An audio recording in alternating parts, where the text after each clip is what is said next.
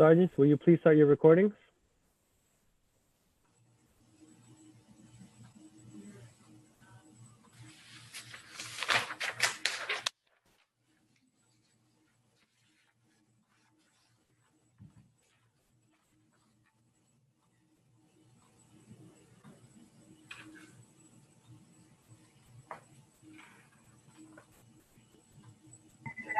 PC recording is up. Thank you. Cloud is started. Thank you.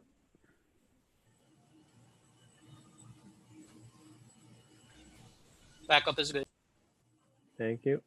All right. Good morning, everyone, and welcome to today's remote New York City Council hearing of the Committee on Mental Health, Disabilities, and Addiction. At this time, would all panelists please turn on your video? Once again, would all panelists please turn on your video? To minimize disruption, please place electronic devices to vibrate or silent. If you wish to submit any testimony, you may do so at testimony@council.nyc.gov. Again, that's testimony@council.nyc.gov. Thank you for your cooperation. We are ready to begin.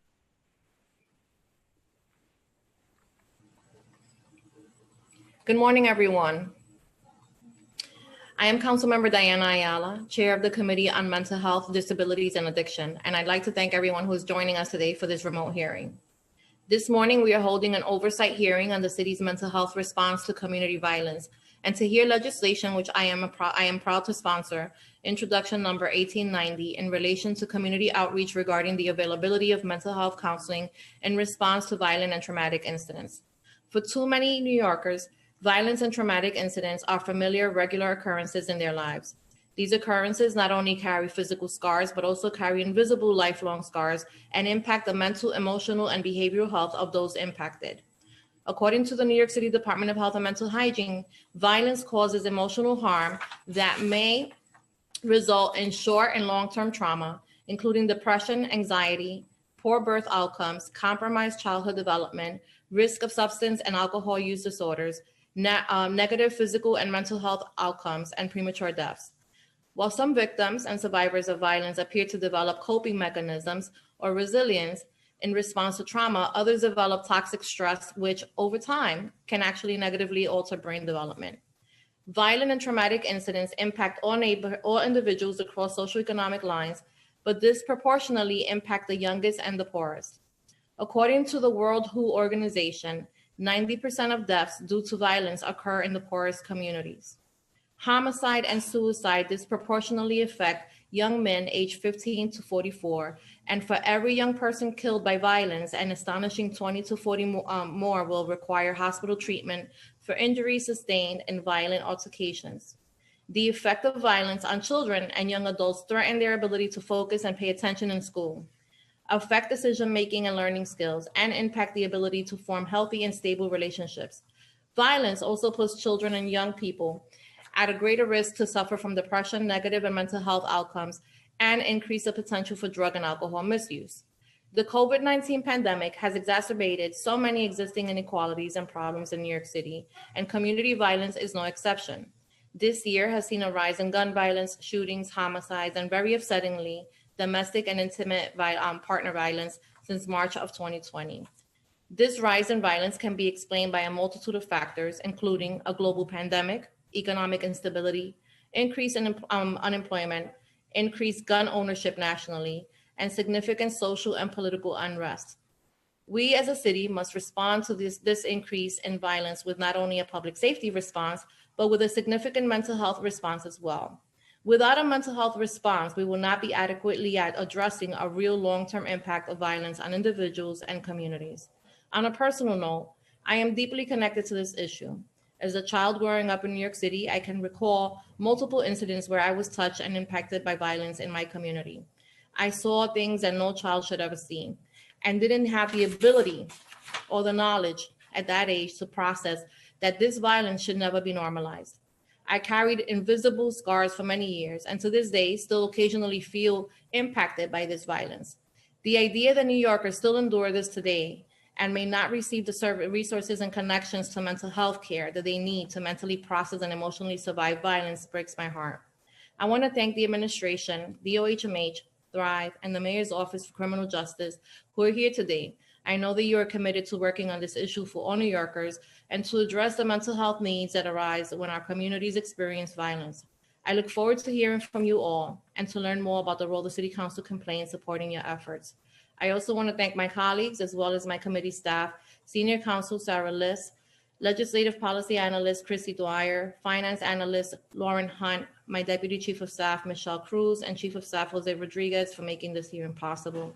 I now turn to Committee Counsel Sarah Liss to go over some procedural matters. Thank you, Chair Ayala. I am Sarah Liss, Counsel to the Committee on Mental Health, Disabilities, and Addiction for the New York City Council. I'll be moderating today's hearing. Before we begin, I wanted to go over a few procedural matters. I will be calling on panelists to testify. I want to remind everyone that you will be on mute until I call on you to testify. You will then be unmuted by the host. Please listen for your name to be called. And for everyone testifying today, please note that there may be a few seconds of delay before you are unmuted, and we thank you in advance for your patience. At today's hearing, the first panel will be the administration, followed by council member questions, and then the public will testify. During the hearing, if council members would like to ask a question, please use the Zoom raise hand function and I will call on you in order. I will now call on members of the administration to respond to the oath. And that order will be Dr. Hillary Cunnins, Executive Deputy Commissioner, Division of Mental Hygiene, New York City Department of Health and Mental Hygiene, Jessica Mofield, Executive Director, Mayor's Office to Prevent Gun Violence, Mayor's Office of Criminal Justice, Nora Daniel, Director of Intergovernmental Affairs, Mayor's Office of Criminal Justice, Susan Herman, Director, Mayor's Office of Thrive NYC. I will read the oath and after, I will call on each panelist from the administration individually to respond. Do you affirm to tell the truth, the whole truth, and nothing but the truth before this committee and to respond honestly to council member questions? Dr. Cunnins. I do, yes. Thank you. Executive Director Mofield. I do. Thank you. Director Daniel. I do. Thank you. And Director Herman. I do. Thank you very much. Dr. Cunnins, you may begin when you're ready. Thanks so much. Good afternoon, Chair Ayala, members of the committee. I am Dr. Hillary Cunnins, Executive Deputy Commissioner of the Division of Mental Hygiene at the New York City Department of Health and Mental Hygiene. As you know, I am joined today by Susan Herman, the Director of the Mayor's Office of Thrive NYC, and Jessica Mofield, Director of the Mayor's Office to Prevent Gun Violence. On behalf of Health Commissioner Dave Chokshi, thank you for the opportunity to testify today about the city's efforts to respond to the health and mental health consequences of violence and trauma. The de Blasio administration is committed to supporting communities that have experienced violence or other traumatic events. Recognizing that violence and traumatic events can occur in any setting, the administration works across several city agencies and mayoral offices to support individuals and communities in need. Trauma is a response to highly stressful events that can manifest, as you just heard from Councilmember Ayala, in a wide range of physical and emotional symptoms. The impact of traumatic events like violence affects not just the immediate victim, but can also affect the surrounding community. Trauma can manifest in different ways, including having intense reactions immediately following and up to several months after a traumatic event.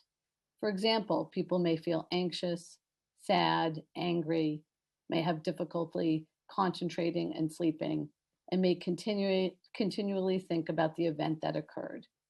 Physical responses to trauma are also common and can surface in the form of headaches, stomach pain, fatigue, increased heart rate, and feelings of easily being startled. Typically, these experiences decrease over time, but can sometimes continue and interfere with a person's daily life.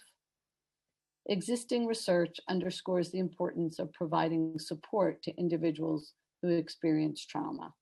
Trauma that goes unaddressed can increase the risk of mental health and substance use disorders, as well as other chronic diseases. People who experience traumatic violent events as children are more likely to receive a diagnosis of a substance use disorder and or a mental health disorder.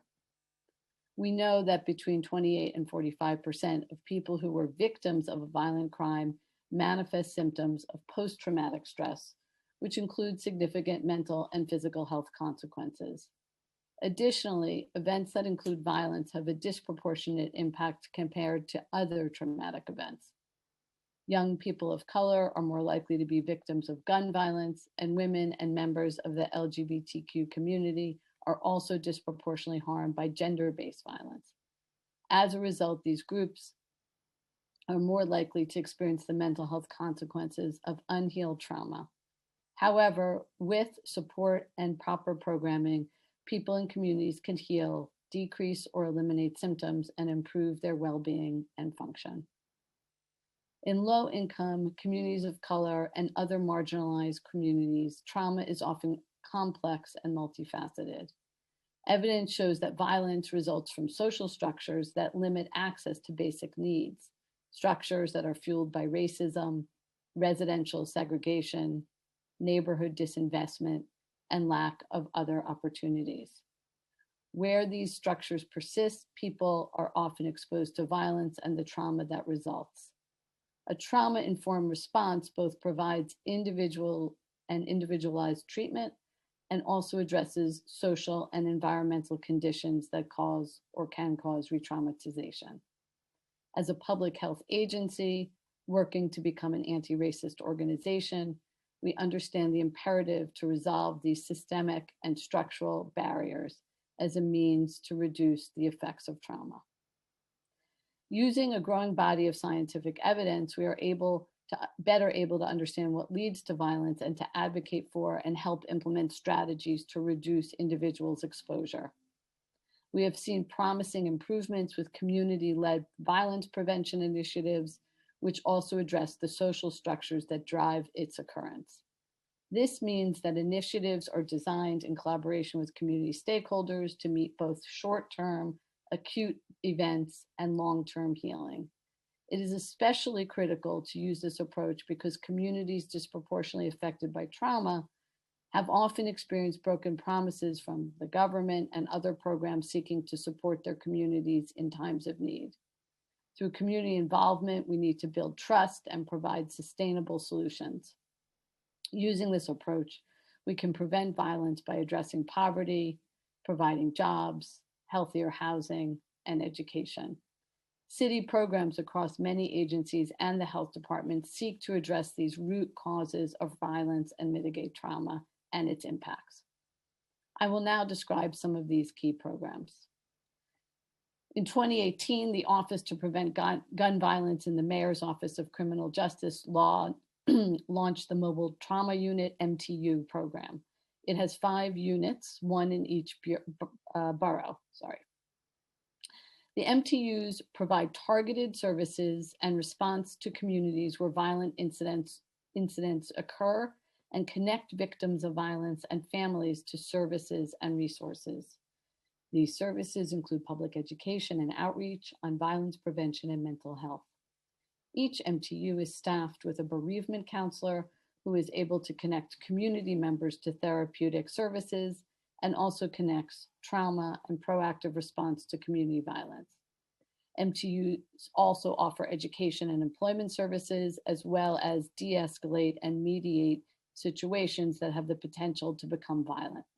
The MTUs are often stationed at community events or activities, as well as emotionally charged spaces following violent incidents to mitigate possible conflicts. The MTUs form a vital component of the city's response to community violence, and MOCJ continues to find ways to expand their reach and improve services.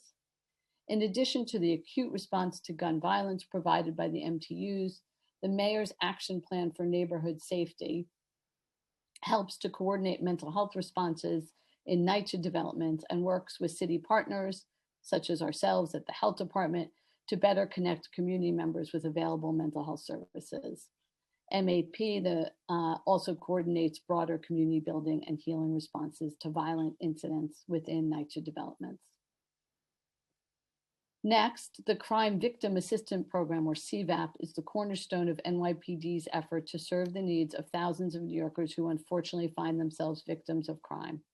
NYPD, in partnership with the Mayor's Office of Thrive NYC, implements CVAP to serve all New Yorkers in precincts and housing police service areas citywide.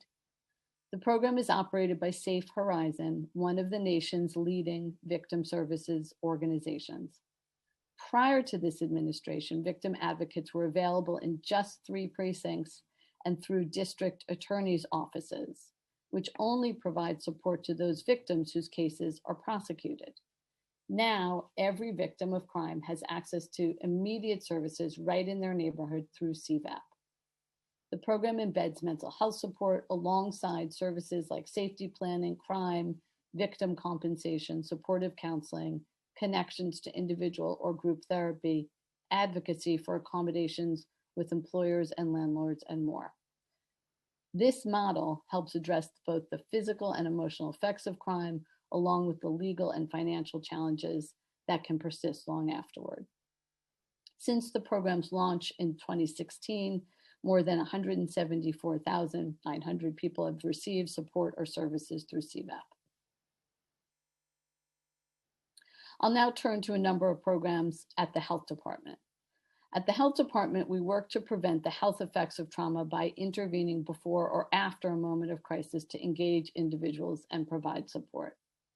For example, the department's health engagement and assessment teams provide a health response to people experiencing mental health, substance use, and/or co-occurring disorders and health issues.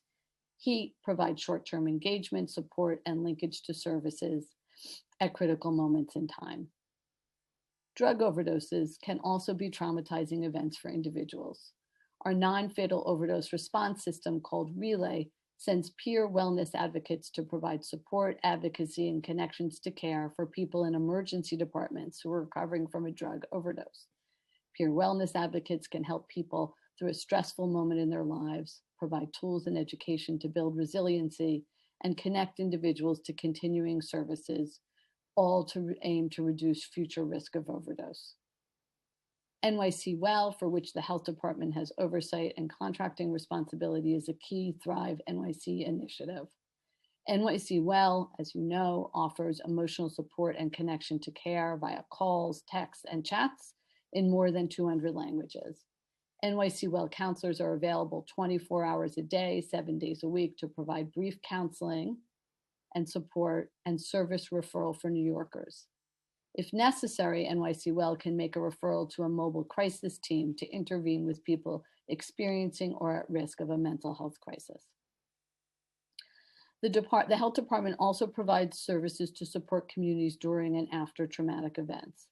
As part of our COVID-19 response, the Mayor's Task Force on Racial Inclusion and Equity recommended that the Health Department redirect existing mental health first aid efforts to launch the COVID-19 Community Conversations, or 3C program, which provides community training and discussions about the mental health impact of the pandemic, structural racism, coping and resiliency skills, and informs residents of available mental health resources.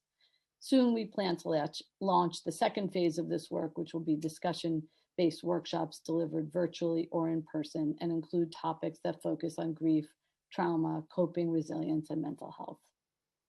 Our Brooklyn Rapid Assessment and Response team provides trauma support to communities in Brownsville and Bedford-Stuyvesant, neighborhoods that are disproportionately affected by health inequities that increase their vulnerability to mental health crisis and risk of premature mortality. The program seeks to increase the neighborhood's capacity to plan, prepare, and respond to traumatic incidents, to mitigate the negative effects of trauma on individuals and communities, and increase community resilience. The program provides virtual psychoeducation sessions and training, healing circles, and ongoing mental health training and support to local community-based organizations, providers, and advocates. Another resource at the Health Department is our Resilience and Emotional Support Team, or REST. REST is comprised of qualified trained mental health professionals from the Health Department who can be mobilized on an ad hoc basis to provide on-site disaster mental health services. REST members can provide information, referrals, something called psychological first aid, and crisis counseling to individuals within communities in crisis. The programs and its members are only used during local large-scale emergencies, such as during coastal storms, or currently for the COVID-19 pandemic. For example, early in the COVID response, REST members provided on-site emotional support at quarantine hotels and some testing sites in the Bronx and Brooklyn. I'll now turn to the legislation being heard today, Intro 1890. The proposed legislation would require that the NYPD, within 24 hours of a determination that a violent or traumatic incident had occurred, to notify the Department of Health and Mental Hygiene of such an incident. The bill defines a violent or traumatic incident broadly as meaning an act or series of acts causing serious physical injury or death, including but not limited to gun violence or suicide. The department would be required to conduct outreach to community members affected by any such incident and provide them information regarding available mental health, social services, and legal services provided by the city and city-funded organizations.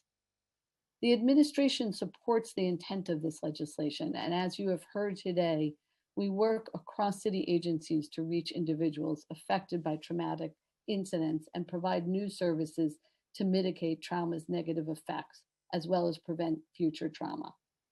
Innovative programming supported by this administration, including the mobile trauma units, the Crime Victims Assistance Program, the Mayor's Action Plan for Neighborhood Safety, NYC Well, and the Brooklyn Rapid Assessment and Response, all provide tailored interventions to respond to different aspects of individual and community trauma. The administration looks forward to further discussions with Council regarding the scope and agency processes required by this legislation, as well as any potential costs that may come from this bill. We rely on the feedback of our partners in the City Council and members of the community like those here today to testify. I want to thank you, Councilmember Ayala, members of the committee, for your continued partnership, feedback, and support as we continue to care for the health of New Yorkers during this critical time in the city's history. I'm happy to take your questions.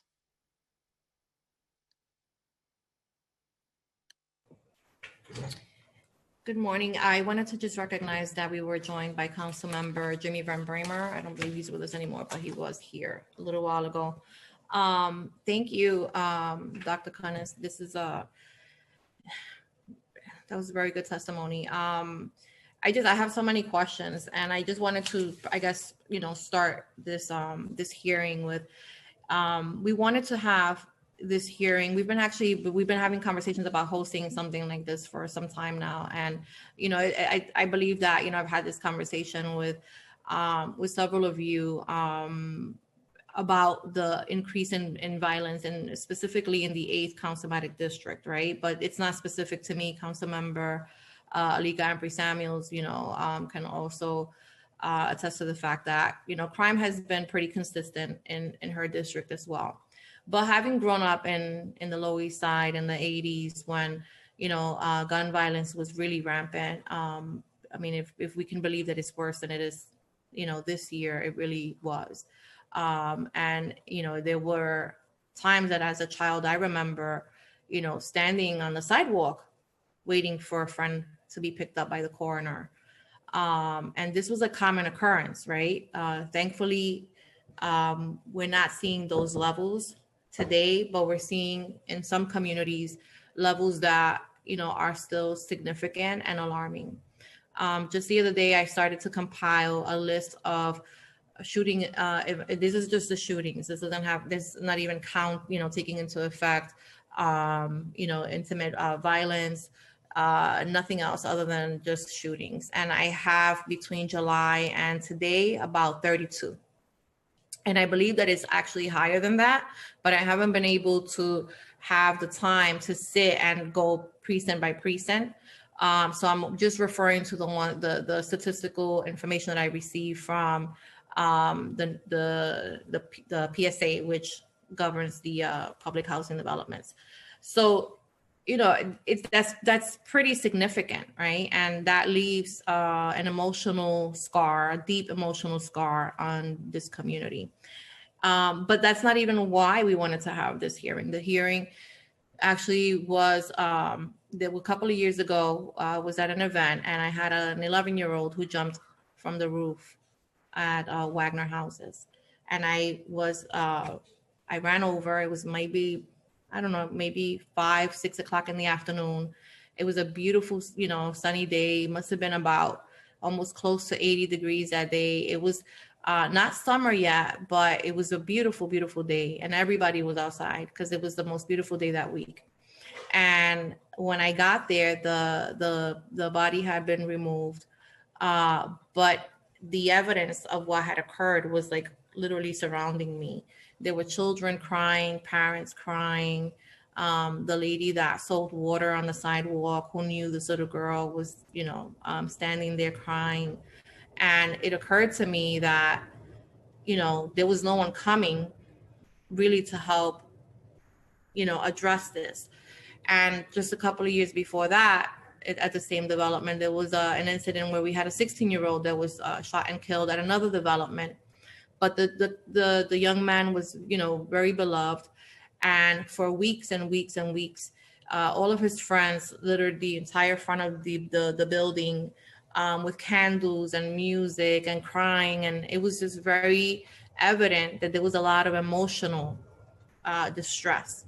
And what I've learned, in my old age, is that that emotional trauma eventually, right? There's stages to grieving, and eventually becomes anger, and it manifests into something else. And as a result of that, we saw a lot of gun violence that continued, that was precipitated by that one incident. In the case of the young girl that jumped from the roof, we were able to call the administration, and Thrive dispatched coordinators to the development. And I went back the next day because I really wanted to see, what the sentiment was. And people were really happy that someone actually bothered to show up, right? And they gave out literature and said, if you're feeling a certain way, if you want to talk about this, if you need to talk to someone, please call this number. And I found that was really helpful. It really was helpful. The problem was that it wasn't an automatic response, right, to what had occurred. It was really as a result of my calling and intervening. At the school level, however, because she went to school a couple of blocks away, the school seemed to activate pretty quickly. And so trauma-informed workers were there the next day, working with all of the children. But yet in the community, there seemed to be a disconnect. So I'm not sure, because it sounds like there are a multitude of programs that exist, but yet there's a huge disconnect in terms of how those programs are dispatched into communities like mine when incidents like the ones that I just described happen.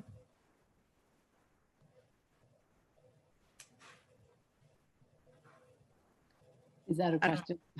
Well, I just wanted to kind of get your thoughts on why you think that is. Yeah, I think, Council Member, thanks for your description, of these very sad events in your community. And I know that you, are one of the people that looks for solutions to these sorts of events, and through calling us or calling other members of the administration. I think that we do have programs, as you've heard, that are designed for some, but not every single event. And I think there are areas of real strength, which I hope you appreciated hearing about, for some kinds of traumatic events, but not every single one. And so we have tailored responses. We can mobilize on an ad hoc basis to some of the events that you describe. And I think that increasingly there is coordination and synchronization across the city agencies as these new programs have developed and been implemented. But obviously you see the value, right? The value of mental health workers, being out in the community after an incident like any of the two that I described. Let me say two things to that. First of all, absolutely. I think that, we are at the health department and as the administration are very much interested in embedding mental health supports wherever we can. I think I won't answer for Thrive NYC, but I'll let Director Herman weigh in a moment. That bringing supports to people where they are, whether it's in a community, in a school, is a fundamental tenet of Thrive NYC and the administration's approach to mental health. And that's because not everyone cares to seek help. Not everyone is interested in going into a specialty healthcare facility. That's why we are aggressively promoting NYC Well, and that people can access it, whether it's by phone, text, or chat. So I absolutely agree with the importance of what you're describing and the need for us to look for every opportunity where we can integrate. Let me see if Director Herman wanted to add to what I've just said about the Thrive approach and some of the coordination role that Thrive plays and has played and will continue to play. Thank you, Dr. Cunnins. Hello, Chair Ayala. I think you are very familiar with the Thrive approach to embedding mental health services where and when people need it and how they would like to receive services. So as you know, Thrive is not about replacing the mental health system or being the mental health system. It's about filling particular gaps in service with innovative methods. So we are in over 200 high need schools. And when I say we, what I mean is mental health support. We have added mental health support to over 200 high need schools, 100 shelters for families with children. All runaway and homeless youth residences and drop-in centers now have mental health support because of Thrive. We are throughout the city's public hospital system. We are in 42 senior centers. Every precinct and PSA in the city has an advocate to support people harmed by crime or violence. And we, as Dr. Cunnins said, very aggressively try and help people understand the value of NYC Well, that you can call, text, or chat with somebody, a trained counselor, a peer, 24 hours a day, 7 days a week. And that is our approach. We couldn't agree with you more that mental health support is necessary after these traumatic events. We have a great deal of high quality services throughout New York City. And yes, we are still at a point where we cannot respond to every event or that everybody doesn't necessarily want to take advantage of everything that we're offering. But we couldn't agree with you more that all of these traumatic events require some sense of what's available in the city and how people can access support. So would either one of you know, does the city currently track the numbers in specific communities where there are higher number of, of violent incidents? So Dr. Cunnins, go ahead. No, you go ahead. Well, what I would say is certainly the crime victim assistance advocates are aware of every single crime that occurs in their precincts and PSAs, violent and nonviolent. And so they're aware of the level of those kinds of incidents. It's also true that what Thrive has done is try to locate our services in areas that had and still have fewer mental health resources than other areas. So 70% of the services that we provide to the city that Thrive has added to what the city already does are in what's called federally designated mental health care shortage areas. So we're going to places where there aren't many resources and trying to add to them. So yes, we track violence. I think Dr. Cunnins would also add that the health department is aware and surveys people about the impact, how they're doing So emotionally. if I wanted to know what are the 5 highest need, communities in the city today, you would have, one of you would have that access to that information. Depends on how you're defining need. If you're defining need for mental health resources or amount of violence in the Able to tell community. me where so for instance, the 5 communities that have been impacted by gun violence the most this summer, would you be able to tell me what 5 communities that, those were? Yes, I think that the police department certainly makes that information public and we're aware of it. And does the police department then share that information ever with the Department of Health and Mental Hygiene, or do you have to request it? Well, it's public information. Understood, but I'm saying as a matter of practice, like are they? Because I think that this is the problem, right? And I want you to help kind of, and I think this is, and you know me well enough that yes, I have a community, a district that's very difficult because I have, an oversaturation of public housing where a lot of, where poverty is a real thing, right? Where food insecurity continues to be a real thing. I have, a huge opioid crisis, right? That's been consistent. I have gun violence issues. I have my community suffers from a lot of issues that are not easily remediated overnight. And I can certainly appreciate, the multitude of, programs that exist. However, as a representative for this community, I will tell you that I have never, other than the exception of maybe the MAP program, which is at Wagner Houses here in East Harlem, and the Cure Violence program, I am not familiar with any of the other response teams. And that's, that's kind of where I get a little bit concerned, because I think that so yes, the police department would know, right, that these things are happening in a specific location, but they're not, they're trained to try to figure out, well, who's doing it, right, and then make an arrest. They're not social workers and they're not trained in that way, so they're not necessarily bringing in cases of domestic violence. I think that's a little bit different because they that's a little bit more sensitive to them. But in cases of like gun violence, it's treated more as a criminal act, right? And the act of, yes.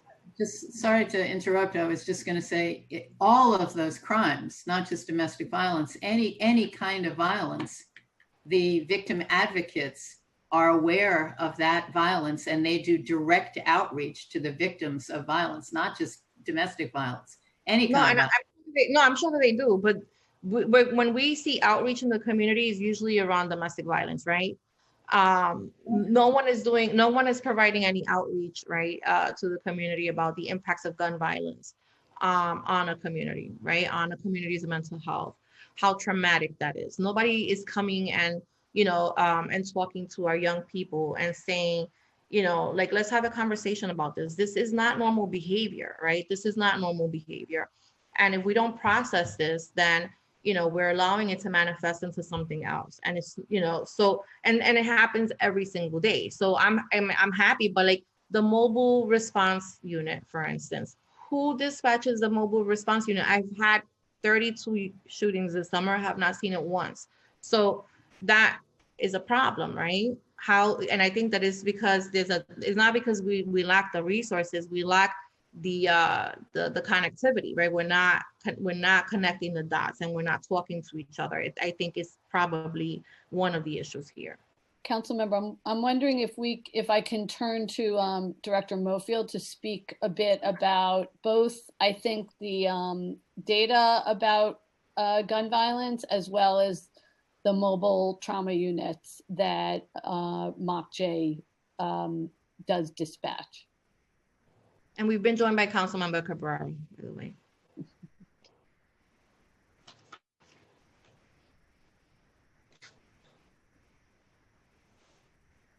You're on mute, Jessica.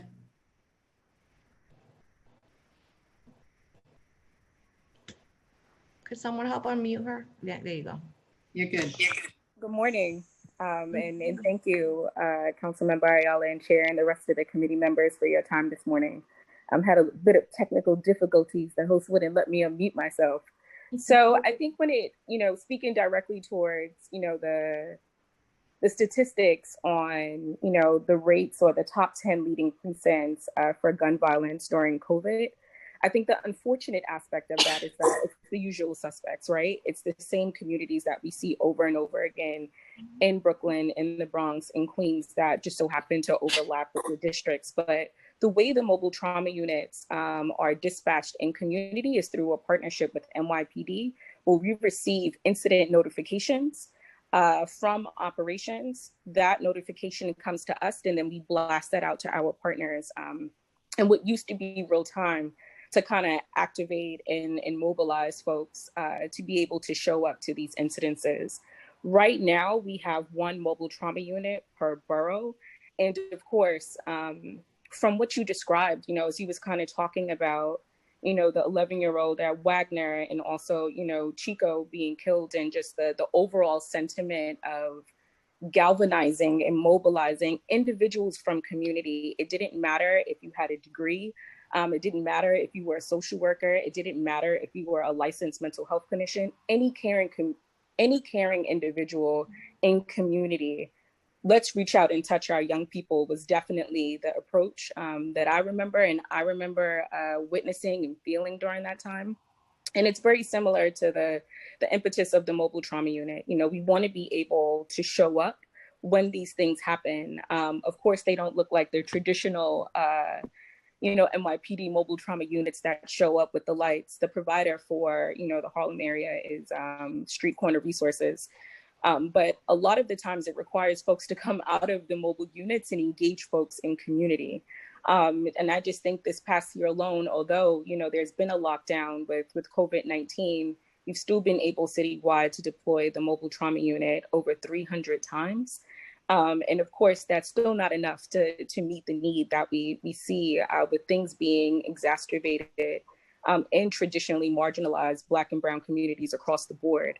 So when there needs to be a lever that's pulled or a notification that's received to mobilize people in real time, we are able to share that information with our partners. The way that they show up and hold space in community looks different. And I think it goes back to the point of a trust in systems and individuals feeling safe to take up services, because that may not always be the case. So it's really, really decolonizing this belief that, mental health services can only be brought on in Western traditions, and that there's a way for something organic to happen in community for folks to be able to receive services and to have safe spaces for folks to come to talk to, and to rely on when they're experiencing distress. Anytime that there's a shooting that happens in community, it feels like ground zero all over again.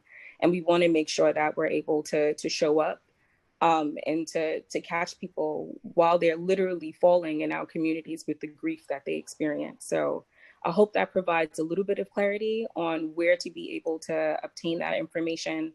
What are the precincts that are impacted? Like I said, unfortunately, it's the top 10 that we always see: the 40, 42, 75, 73, 113, sometimes 114, the 70, the 77, the 79. It almost sounds like a numerical song as you kind of go through it. But it's just really unfortunate that we're already experiencing the distress of racial inequalities, and then you layer that on top of a global health pandemic, and we have what we have now. So any lever that we can pull in supporting the mental well-being, whether it's conducting healing circles, deploying our moms and dads team, our gun violence survivors advisory network, to kind of make that connection to mental health services feel a little bit more warm, and not as a punitive engagement, is what we aim to do by providing those services, not only to show up in times of distress, but also to show up as a resource in community when things are going really well. And hopefully we get to a time where things going really well in community is on a continuum. Thank you, Jessica. We've also been joined by Councilmember Barali. But the question is, so who decides when the mobile unit is dispatched? So the community does. Essentially, once an incident happens, the team, whether it be the GOSO team or the street corner resource team, is deployed to show up to that incident. And we try to be very careful about how we engage the individuals on the ground, one, to ensure that we're not, impeding on any investigations, but also to make sure that, we're supporting individuals, not only in accessing resources, but also to ensure that retaliation doesn't happen. In Harlem, we also have the hospital responder program. So anytime that there's an assault, there's a stabbing, there's a gunshot victim, a team is deployed and is notified by the hospital, and that will be Harlem Hospital, essentially, to come to be able to mitigate violence from happening in that hour, and understanding that emotions are very high, whether it's in the hospital or out in community, to make sure that folks are supported to prevent retaliation, but also to provide resources to folks. So soon as there's a notification, our partners are automatically mobilized. And if we don't hear any movement, our office plays an essential role in making sure that mobilization does occur. But normally, the coalition that you have in East Harlem, and also, in the 4-0, is very, very strong, that they normally don't need any additional interventions to show up and hold space for folks when they've been impacted. I don't know. I mean, I agree. We have a lot of really fantastic organizations out on the ground that have been very helpful during traumatic, experiences. But in East Harlem alone, I have 13 developments, 13, public housing developments, and 10 of those are non-senior. Cure Violence is offering services to the northern part of the district, which means that the southern part of the district, and East Harlem alone, doesn't have access to those services, right? So something has to happen. So maybe, something happened and I, heard about it, or maybe one of the GOSO team members, has a close relationship with someone over there, and they'll dispatch, but they don't have to, right? There's no mandate that they be there, right? And we had, for instance, summer, we had a march. I don't know if you were there, but did you march with us? I came through. I came through a march with you guys. we had the peace march, and the night before the peace march, there was a shooting at development where we actually were convening, and none of us were aware because it had just happened a few hours. I think in the middle of it was actually at 11 o'clock the night before, right? So when we showed up, we didn't realize that there had been a shooting the night before. No one had told us.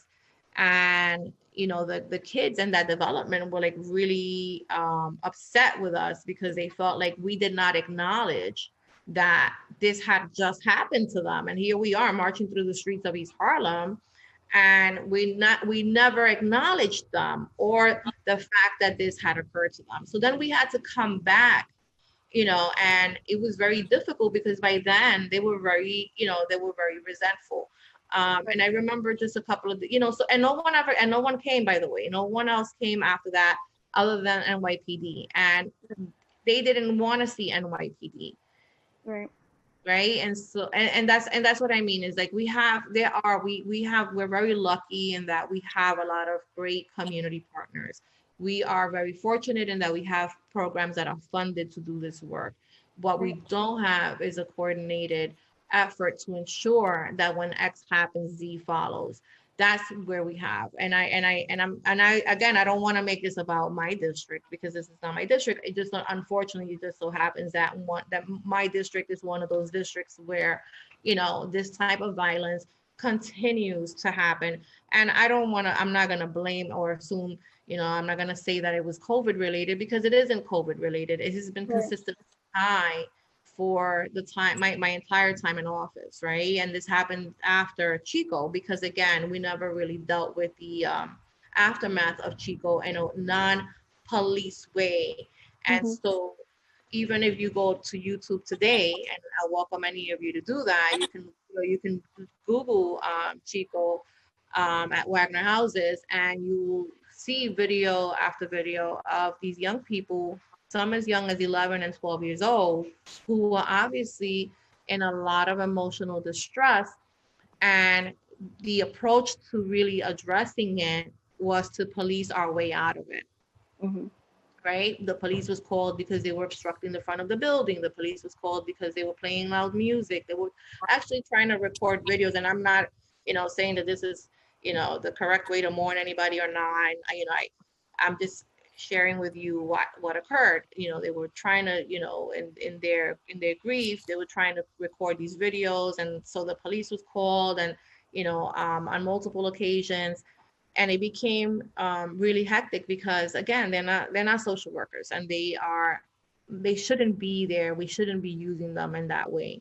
I think it's a disservice to them, and it's a disservice to the community, especially when we have access to all of these other resources. In the case of the Washington houses, right? We go to march, we don't acknowledge, and then a couple of days later, I am at the wake, and when I tell you that every seat was occupied by a young person that was inconsolable, every seat was full of a young person that, and who was there responding? The police. The police. I had police on one side of the street. I had police on the other side of the street to make sure that nobody came in and brought in any additional violence to the community, to them while they were there. But no one else was there. And Cure Violence doesn't cover that catchment area, so they never made it over there, and those kids never received those services. And that's what I mean, is that if we intend to really change, right, and effectuate some change that is long term, that sticks in communities like ours, that we have to be a little bit more strategic about what those services look like, who's rendering them, what is the automatic response, right? If you have an 11-year-old that jumps off a roof, automatically somebody should be saying, Jesus, this is horrible, right? Children witness this. Somebody should pick up the phone. Now, who that somebody is, I'm not sure. Is it the police department that then contacts the Department of Health, and the Department of Health automatically contacts Thrive? I don't know. Do they automatically contact Thrive and say, hey, we need to dispatch, workers to the specific location? But there has to be some sort of, of mandatory requirement that X, Y, and Z occur, because other than that, we're leaving it at the discretion of a person that is then making a personal decision as to whether or not this particular incident merits this kind of response. Am I making sense? You're making perfect sense. I definitely, understand the limitations, right, of having, a program that's focused on like the propensity of one area and the surrounding community not feeling the same type of love. But I do feel like this conversation is the beginning of many to kind of hotwire, if you will, what the connective, protocol would be for other areas that aren't as resource rich, if I can say, in this aspect, where you have something that happens at Washington houses. You have like the heart and grief and confusion of young people who are trying to process a new normal without their loved ones. And then what do they do, right? Again, memorializing and lighting candles is definitely a part of our process, but that's not enough for our young people. So I do think that, this is the time for us to be extremely innovative in incubating what we want to see, whether it's, what you described, which could very well be a protocol within itself, right? Incident happens, the notification goes to the local, neighborhood action center that's in East Harlem. They mobilize the HEAT team or Thrive, and then they go out to engage, whether it be the parents or the young people that are open at this point and trusting of taking up those services. So I'm down for whatever it takes to start having real healing in community, because right now it's only happening in a vacuum. And I think it's okay for young people to know that vulnerability and sharing that doesn't make them weak. It's actually a strength for them to be able to process their emotions in real time, in a real way that honors the person that they lost. So whatever you need from us, we're down. Yeah. Now it looks like a system like that exists when it pertains to the schools, right? Because I'm not sure. Could one of you explain to me what that? Because it seemed like the responses in the schools is pretty immediate, and I'm not sure if that's triggered by a conversation with NYPD. If I don't know how that happens. I don't know enough about that process, but I'll turn it over to the Department of Health to kind of share what that looks like. Yeah, let me just jump in, and then I'm going to turn it over to Director Herman for who can provide some answers. Just to say, I think what we're discussing is the need for connections amongst programs and the need for some improved processes, as well as I'm glad, and it was great to hear from Director Mofield about the extent to which there is resources and approaches that perhaps need to be made more for you yourself, council member, but other colleagues to be made more aware of distributing when there are resources for which we do have very built out responses. And Director Herman for schools, and then I'll add on, I think, to the end of what you say as well. I think what you're referring to, Chair Ayala, is that when there is an incident that either involves the school and the school environment itself, or something happens that involves a student that police are aware of, the police in both cases are notifying the Department of Education, and they are sending out the appropriate response, whether it's a school response clinician who gets to that school within 24 hours during COVID, virtually, but otherwise in person, and works with that student and other students who have been impacted by whatever that incident is. Or it's the school-based clinicians, if they can handle it, the people who are there all the time, the school clinics, but there absolutely is a standardized notification process between the NYPD and the Department of Education so that the schools and the students are getting a response very quickly. We've also, as you know, we've also just converted the school-based consultants who were not doing direct service, but were developing mental health plans and providing technical assistance and training into mental health specialists. They were consultants, they're now specialists who will be providing groups in schools that need it, starting first in the 27 communities hardest hit by COVID, but that will be more of an ongoing group work to help those students process what's going on in their lives, the grief and the loss, and also traumatic events that occur.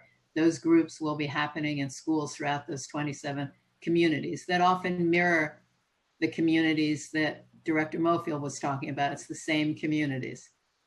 How does that work, Susan? Is that first of all, I'm assuming that some component of that will be virtual. Yes, right now it is virtual, but we hope that it will become in person and that every one of those. So we have school response clinicians that respond to schools all over the city when there's a crisis that occurs that involves students, and they respond by doing immediate crisis intervention and de-escalation, and they also provide short-term treatment if it's necessary until students are connected to ongoing care if they need that. And is that via a clinician, or is that via like a community-based organization that provides? Because I know that in the case of the young girl that committed suicide, ABC, which is a nonprofit in Councilmember Perkins' district that provides mental health services for young children, was the organization that provided those services at that school. So does the school have a separate contract, or is that through Thrive?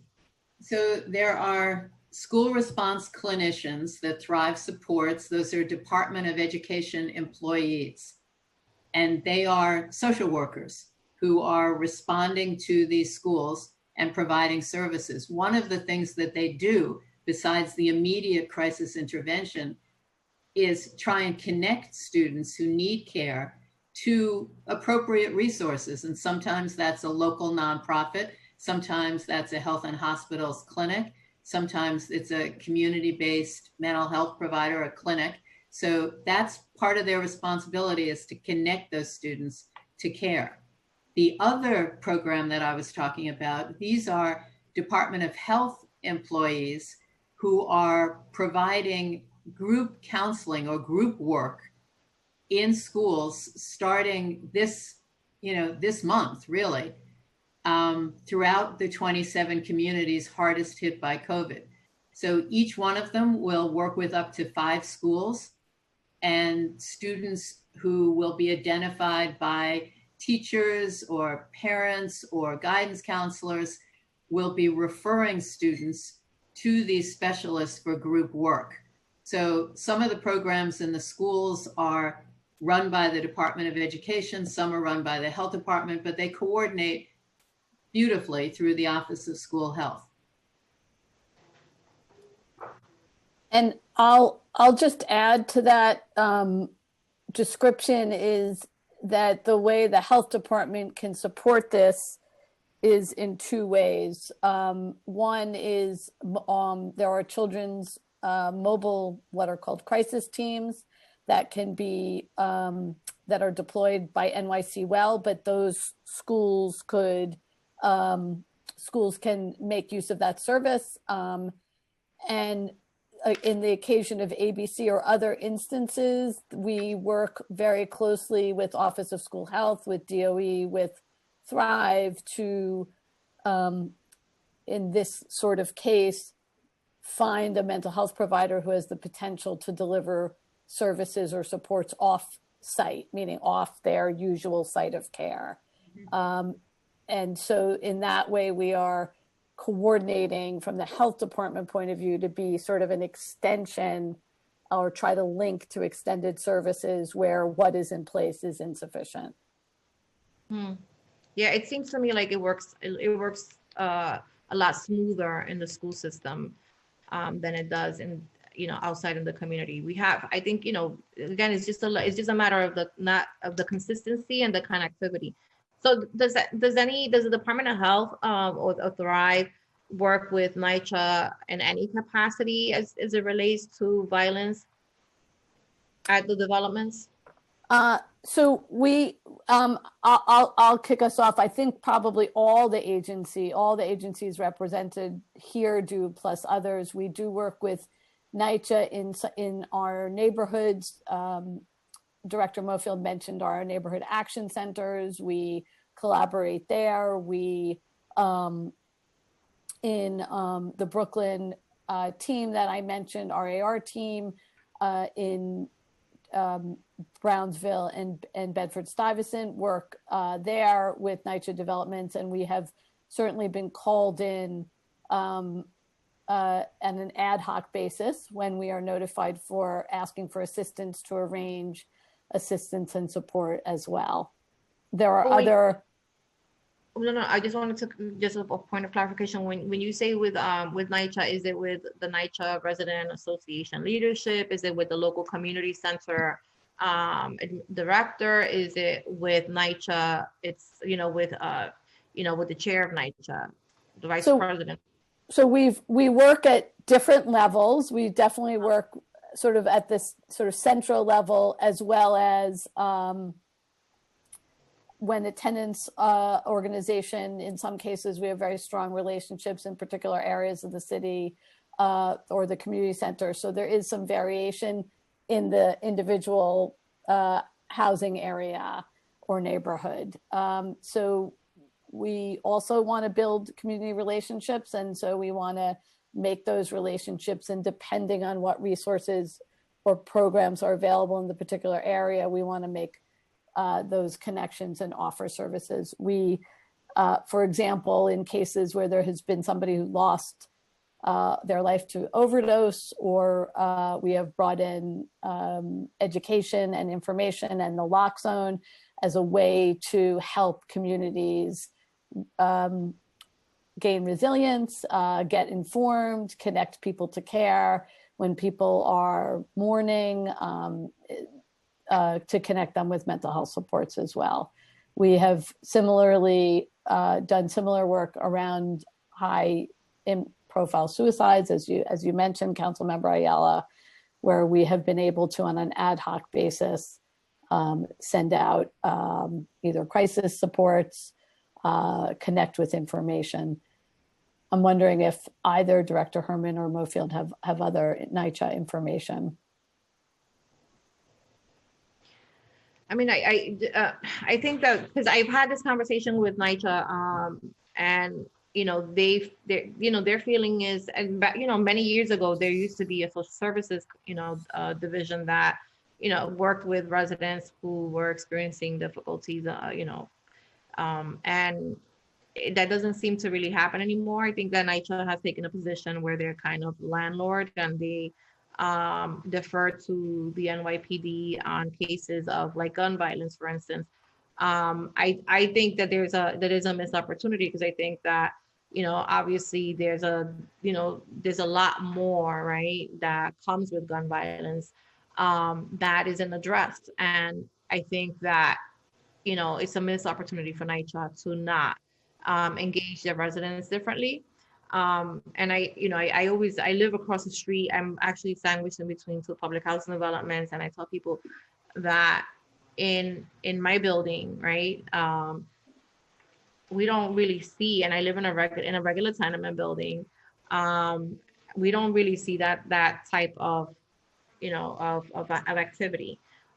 True, we don't have the same level of density. However, there's also the added benefit of having a landlord that is pretty actively involved in what's happening in and around the building, and how whatever it is happening in and around the building affects the quality of life of the other residents. And so if there is an issue that is becoming problematic, that resident will receive a letter stating you need to come into the office and we need to have a conversation about this. And the issue is addressed that way. At NYCHA, that very rarely is the case. So we had a couple of summers ago, I was at home, and because I'm sandwiched between Wagner and Jefferson, I get an alert from one of, what do you call this, that app where you get all of the Citizens app, that there's a fight just down the block. And so I go to it, and people can upload a video, a live video. There must have been like 50, 60 kids just beating each other up. One kid happened to be walking outside of the building at the moment that this is happening, and he gets clobbered over the head with a metal pipe. He had nothing to do with what happened. No one was intending, no one was looking for him. He just so happened to be in the wrong place at the wrong time.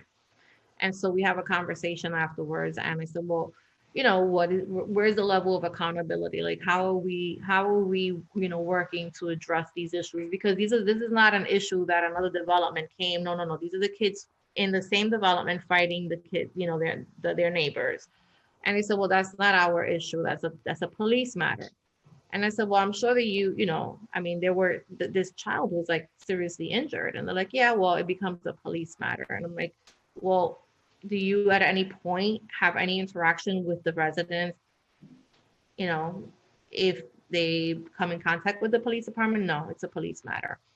And so it looks to me, because I have, I remember when I used to live in Lillian Wald houses, and we had the community policing program in the actual development. But we also had different relationships with management that, NYCHA's position has been to kind of move away from a lot of these issues. And I think, again, is a missed opportunity. So MAP, for instance, right, the mayor's action plan is at Wagner houses. They kind of pick up a lot of that. But MAP is only, available in specific developments, right? Here I'm telling you, I have 32 shootings. Those 32 shootings happen throughout the perimeter of 10 developments. So MAP is not assigned to all 10, they're only assigned to the one. So those other 9, developments don't receive that same level of service. So there's a serious connectivity issue. I'm wondering if Director Mofield might want to comment a little bit more on that. What is and isn't available for non-covered developments?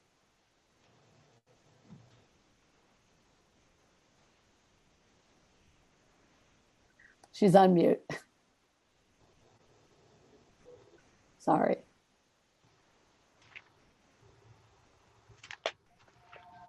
Just bear with us a moment while we work to unmute her. Thank you.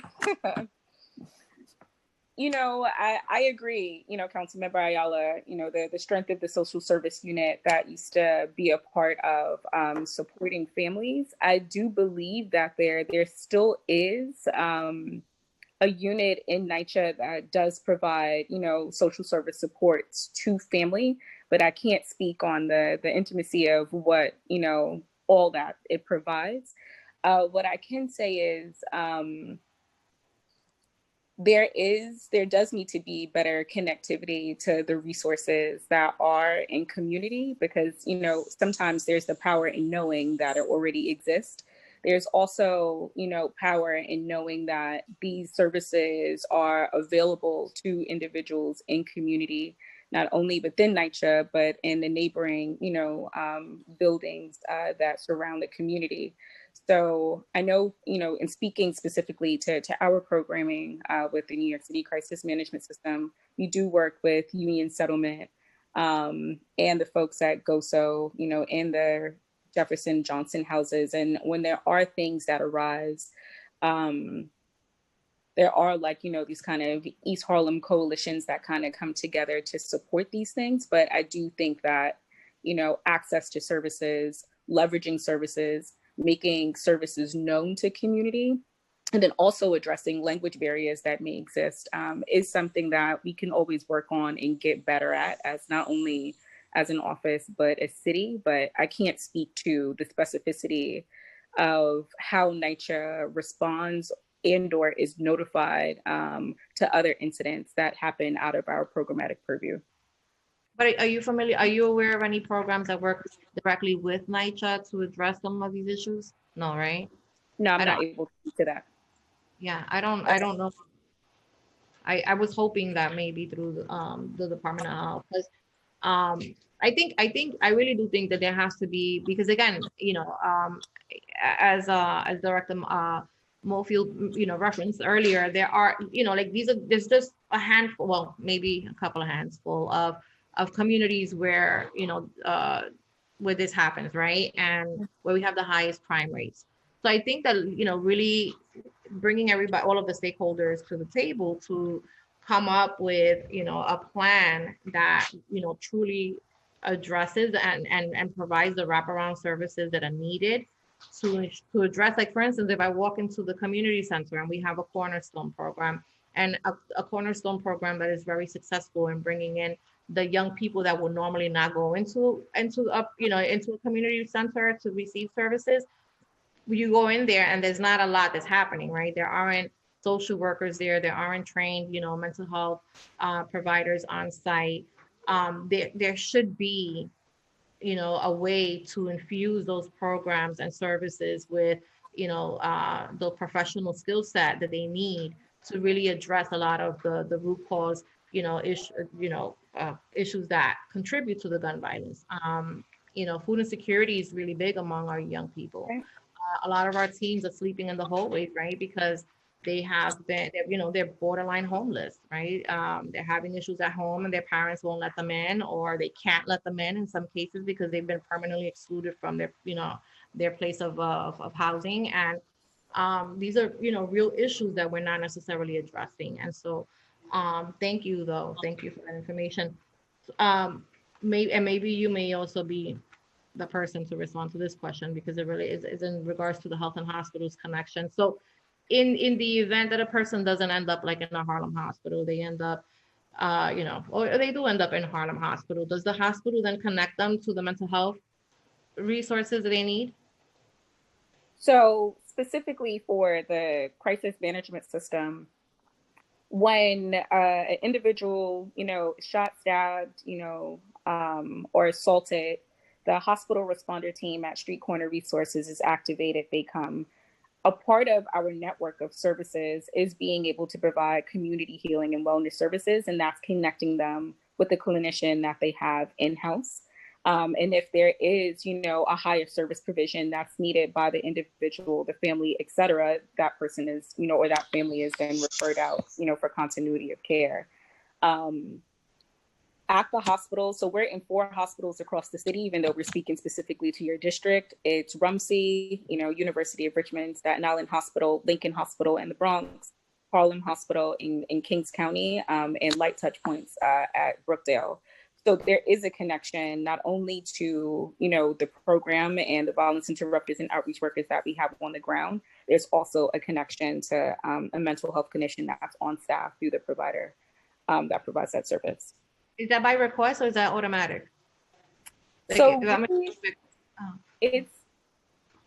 that happens automatically, but in terms of the uptake of, counseling sessions, that really depends on the individual's willingness to participate in it. But, once you have a connection to, the outreach work or violence interrupting on the ground, whether they realize it or not, it's still a therapeutic relationship that's being built out.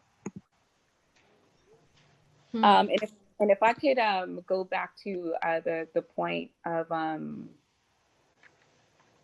it escapes me. It'll come back to me.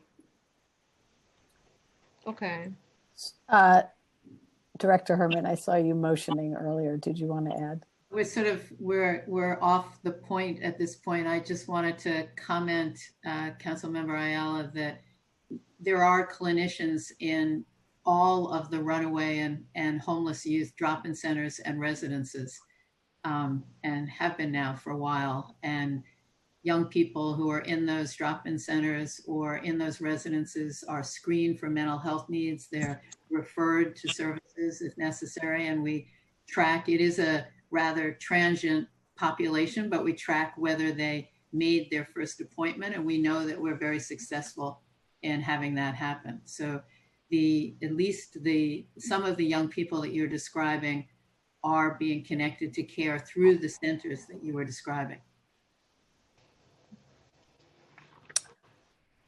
I think, and I appreciate that, because I think that those programs actually have great retention rates. And I think my concern is really for those young people who are still, we consider disconnected, that wouldn't go into like a community center, that wouldn't, that are coming into contact with maybe law enforcement or a medical provider or a school, an educator, principal. Again, in the school setting, it seems to work really nicely. There's a flow, right? That's pretty consistent. But yet, when you remove it from outside of the boundaries of the school, that consistency doesn't exist, right? It's almost like it depends on who you know, right? And what the circumstances are, specifically tied to that incident.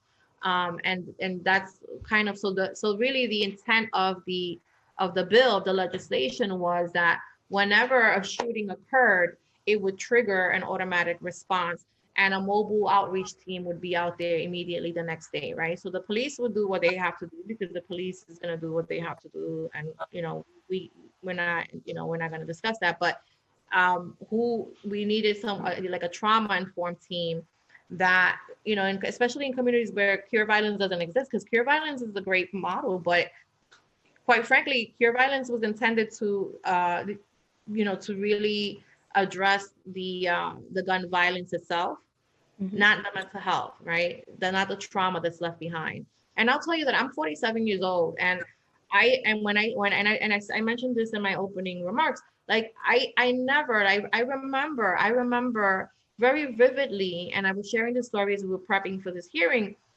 Being 5 years old, living in the Lower East Side, and I remember hearing shots outside of the window, and everybody ran to the window, and then eventually, the adults kind of got distracted, and the children were looking outside of the window. And I remember looking outside and seeing this gentleman, in a chair, being, brought into the ambulance, and like being covered, his head being covered. And I remember bullet holes that may or may not have been there, but that's the way that I remember it. I was 5 years old, right? I remember that being followed by, just a few months later, in the middle of the winter, there was a woman that was found murdered just down the block from our building. And we happened to be outside playing, and everybody's trying to, running over there to see what's going on. And we, out of curiosity, run over there, and there's this woman there in full rigor mortis, naked, deceased, and right in front of us. I mean, these are things that don't necessarily happen. I mean, crime happens, right? But they don't happen in the way that they occur in communities like mine as often. And we have somehow, in normalized it, right? So it's like, oh wow, that's horrible. And then we move on, and it's like, we push it aside. But you can only push it aside for so long before it finally blows. And I find myself, even at 47 years old, sometimes in meetings and in hearings like these, and I'm sitting and I'm talking about these things, and I am triggered, right? To the point that I am bawling, and I don't know why I'm crying, because I'm like, this happened such a long time ago, but I never processed it. I never went home. My parents didn't have the foresight or the experience, right, to deal with these issues either, because they dealt with their own trauma, and they were also trying to kind of get by. And it's like, oh wow, that's horrible that, Joey was shot in the head on 4th Street and Avenue D. That's horrible, right? I remember being 9 years old and walking with my cousin, and we were actually skipping home, and I remember hearing shots, and we stopped because we heard the shots, and we knew at 9 years old that those were gunshots, and we ran right to safety, only to learn a little later that it was her brother who had been shot and killed at behind the schoolyard at a party. And these are events that again, I was 9 years old, I'm 47, continue to happen in my community every single day. Just yesterday, I had a shooting yesterday, I had a shooting on Saturday. I mean, it's consistent, consistent. And so I think that the reason that is that consistent is also because in part we are not really addressing what is contributing to it. And I think one of the things, and there are many, and a lot of those things don't have anything to do with the Department of Health or Thrive, but I think that there's an opportunity for us to really think through, well, what is it, right? We have 5 communities that are the most seriously in need right now for this level of coordination. Then let's figure out strategically, what does that look like? Let's pilot it in 2 districts, right? Let's see what it looks like. Let's ensure that that process exists, so that we're really addressing the root cause of gun violence in communities like mine, that we're really addressing the impact of domestic violence on the young people and the witnesses of domestic violence, that we're really being thoughtful and not just checking off a box that somebody showed up, but they never connected anyone to the next person and called it a day. And so that's my concern, and that's really my intent behind this piece of legislation, is to ensure that that automatically is triggered with or without my having to necessarily pick up the phone and call someone to make it happen. And I don't want there to be an assumption that it does happen, because it doesn't. It really does not. And I speak from experience. I've worked here. I worked for my predecessor for many years, and thankfully, back when I started working here, gun violence was not as prevalent here as it has been in the last few years. But I've been around long enough. We, help facilitate peace marches and gun violence awareness events. And we work with the Thrive Collective, which is really, an awesome organization as well. They do trauma-informed art around gun violence, right? Which is a very clever, I think, way of really speaking to young people about the effects of it. And last summer we had something like that. We had an intern, and we decided to go into the public housing developments where the gun violence was more prominent. And we said, well, let's do an art event, and it was open mic, and the littlest kids would come up. I mean, 5, 6 years old, to talk about their experiences with gun violence. And I don't think that many people can say that that's been their experience, right? That they've had to sit in a room of little children who can articulate, right, what this means to them, and how they know someone who has been impacted by gun violence in this way. And so my whole my purpose is really to help do my little bit, and in ensuring that we're not continuing to normalize this, and that because whether we intend to do that or not, that's what happens. When we don't really address it, then we're contributing to that. And I consider myself, culpable as well. And so I want to do my part to really make sure that, this is, that we're all talking to each other. And if we do that via legislation, we're ensuring that legally we're required to do that. And that's probably the best way to do that. Because we all move and we all change roles, and you can't really anticipate what the next person will do. I'm not sure if there's any council member that has any question. I didn't see any, so I didn't. Council member. We'll give a moment for any council member with a question to use the Zoom raise hand function, but otherwise, Chair Ayala, do you have any further closing remarks? No, I want to just say thank you.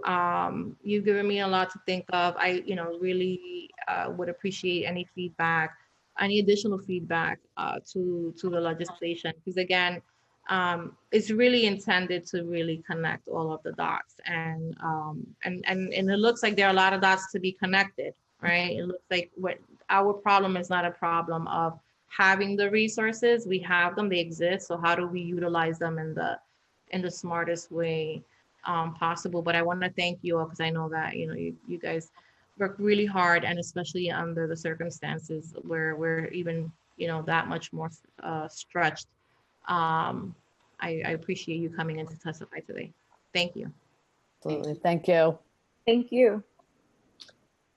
Thank you all very much. That concludes the administration's testimony.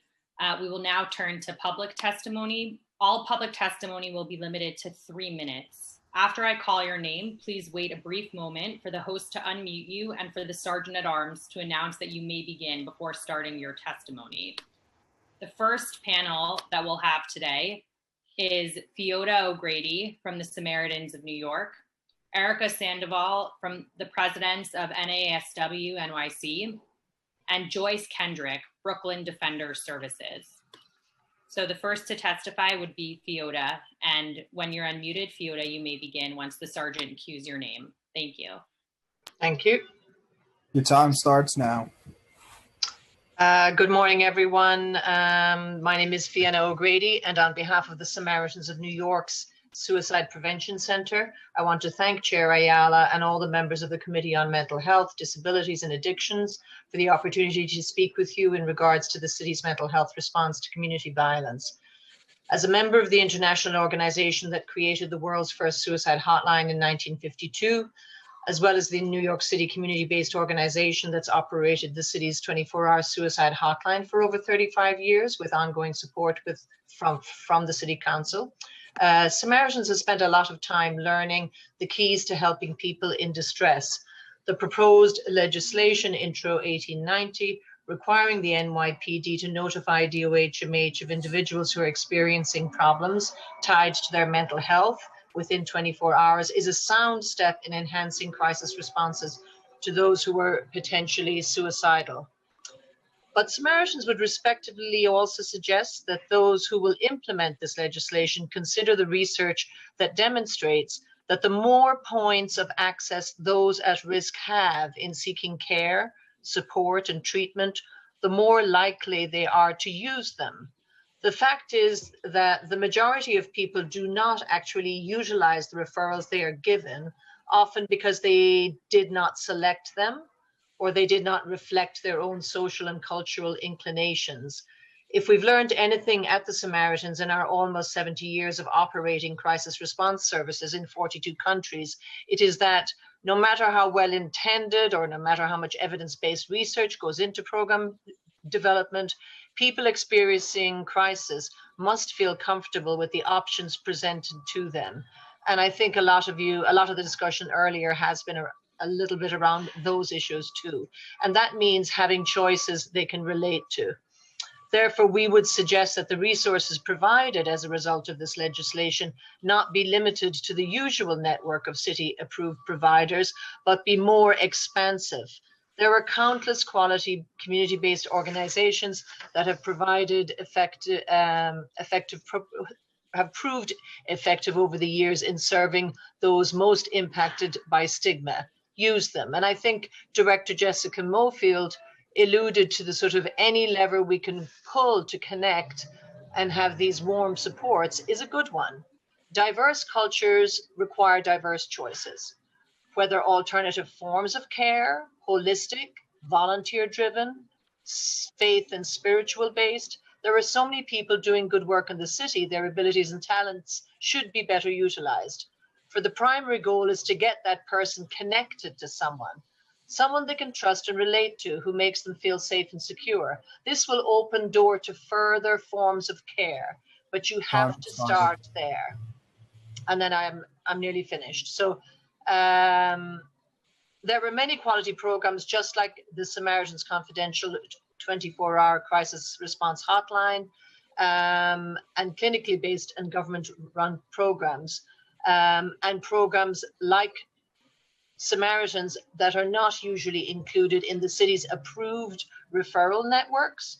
This legislation is a good step in assisting more people in crisis in getting the help they need. But to be really effective, we suggest you break down the silos, which I think is what Councilmember Ayala was saying, between NYPD, DOHMH, and all the other programs, and expand the city's helping network. Thank you, Chair Ayala. I think you have the finger on the pulse, and if we can be of help, and all of us here, thank you. Thank you so much, Fiona. So nice to see you. Yeah, nice to see you too. Thank you very much. Our next panelist will be Erica Sandoval. And when you're unmuted and the sergeant cues you, you may begin. Your time starts now. Thank you. I'm speaking on behalf of Dr. Claire Green-Ford and myself. Thank you. Thank you for allowing the National Association of Social Workers New York City chapter to present testimony regarding the city's mental health response to community violence and introduction 1890, which relates to required reporting of incidents of community violence and trauma and subsequent community outreach by DOHMH regarding access to mental health services for those impacted. My name is Erica Sandoval, and I currently serve as the president for the National Association of Social Workers New York City chapter. This testimony is in collaboration with ED, Executive Director Dr. Claire Green-Ford, who could not be here today, and our board member and colleague Kenton Kirby, who is the Director of Practice at the Center for Court Innovation. The National Association of Social Workers New York City chapter represents over 5,000 social work members, and it has over 110,000 social workers across the country represented. We are honored to represent our profession for such an important and timely discussion today.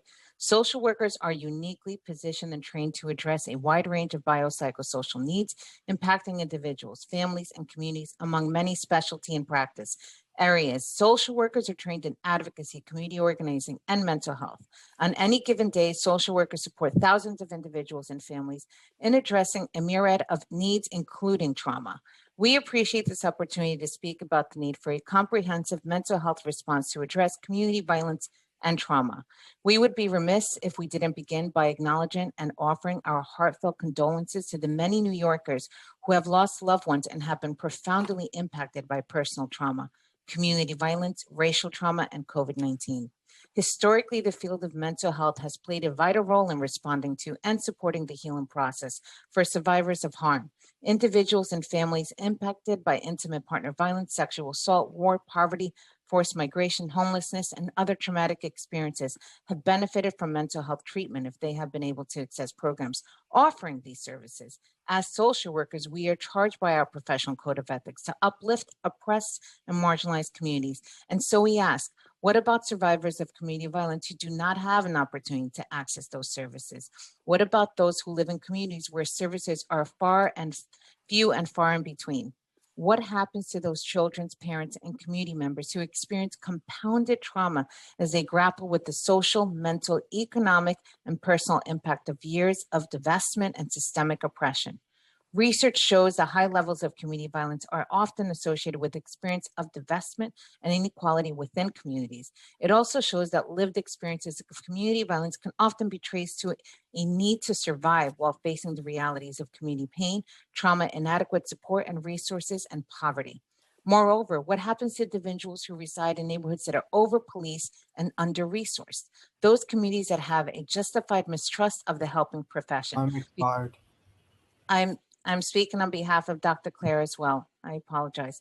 Because that help typically comes with a condition. 2 more minutes. Whether you're mandated to a program or otherwise must comply with services to avoid punitive sanctions. It's undeniable that people in living with communities most impacted by community violence and trauma are predominantly Black, Brown, and Indigenous people of color. It is also understandable that after years of systemic violence and limited support, many in these communities have a general mistrust of social services. Mistrust is a protective factor that when experience suggests that these systems don't make people feel safe or secure. There are far-reaching implications for access to critical mental health services for New York City residents. 41% of adult New Yorkers living with serious mental health illness report that they needed mental health services in the last year but did not receive or delay treatment. Black, Latinx, and Asian American New York City residents are disproportionately less likely to be connected to the mental health care services they need. Despite the mistrust, with sensitivity and care given to the experiences of communities impacted by violence, the mental health system is uniquely positioned to make an impact in the space of community violence. Depression, anxiety, PTSD have all been linked to exposure to community violence, and this pattern is most prevalent in communities already disproportionately affected by COVID-19. Throughout the city, some organizations are providing socio-emotional support to communities impacted by violence. The CMS system is uniquely positioned to support in this effort due to their proximity and credibility in these communities, as well as their effectiveness, which is reflected in the numbers across CMS sites. Shooting victimizations fell by 28% over the first 24 months after a site launched, and gun injuries decreased by 33%. Programs led by community members enjoy public support, and 68% of likely voter support funding programs to train community leaders to de-escalate potentially violent situations. Programs such as SOS, Life Camp, and Man Up are connecting with survivors who are otherwise not going to the Family Justice Center, for example. These projects are leading with the notion of providing support with no strings attached, and also work to engage and uplift those they serve in ways that go beyond traditional approaches, effectively addressing simultaneously public health crisis of community violence. COVID-19, systemic racism requires an approach that is community-oriented and community-led. It requires that experts partner with and learn from impacted communities. Its necessities that trust is built between communities and helping professionals so that the appropriate and timely hands-off to those who have the ability to provide in-depth mental health and trauma response services are made. Our values should be rooted in the notion that all people deserve support without being tethered to conditions or punishment. We must also look outside of the traditional talk therapy interventions in communities and include mentorship and convene peer support spaces, which can also provide healing for communities. We sincerely applaud the City Council for taking steps to address the mental health needs of the individuals and communities. At the same time, we recognize the importance of addressing violence and harm through a lens that both acknowledges systemic racism and brings voice to the impact of racial and ethno-racial trauma. As such, we implore the Council to respond to the needs of the community through a holistic and culturally humble lens that is built upon the foundation of collaboration, trust, and the importance of human relationships. The NASW New York City chapter overwhelmingly supports efforts to address the mental health needs and trauma response services for New Yorkers. We stand ready to collaborate with these entities, City Council, NYPD, DOHMH, and community-based providers to ensure the care and well-being of our people struggling with mental health crisis. We are happy to assist in developing models of care, educational resources grounded in our professional expertise in mental health, advocacy, community organizing, and cultural humility.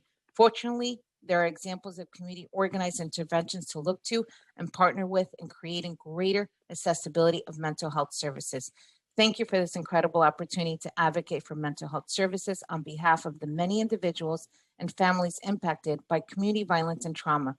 We leave you with the words of Lila Watson, Aboriginal educator and activist from Australia, who stated, "If you come to help me, you are wasting your time. But if you come because your liberation is bound upon with mine, then let us work together." We agree and believe that Way Forward is built upon respect, collaboration, understanding, our interconnectedness, and creating equitable and culturally humble access to mental health and trauma response services in New York City. Thank you. Thank you. Thank you very much. Our next panelist will be Joyce Kendrick, Brooklyn Defender Services, and you may begin once the sergeant cues you. Your time starts now. My name is Joyce Kendrick, and I am the attorney in charge of the mental health representation team of the criminal defense practice at Brooklyn Defender Services. Thank you, Chair Ayala and the Committee on Mental Health, Disabilities, and Addiction for holding this important hearing on the city's mental health response to community violence. The mental health representation team at BDS works to support people living with serious mental illness who have been accused of a crime in Brooklyn.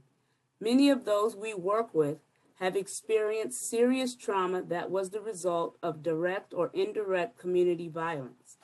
The global health emergency due to the COVID-19 pandemic has disproportionately affected the Black and Latinx communities in Brooklyn.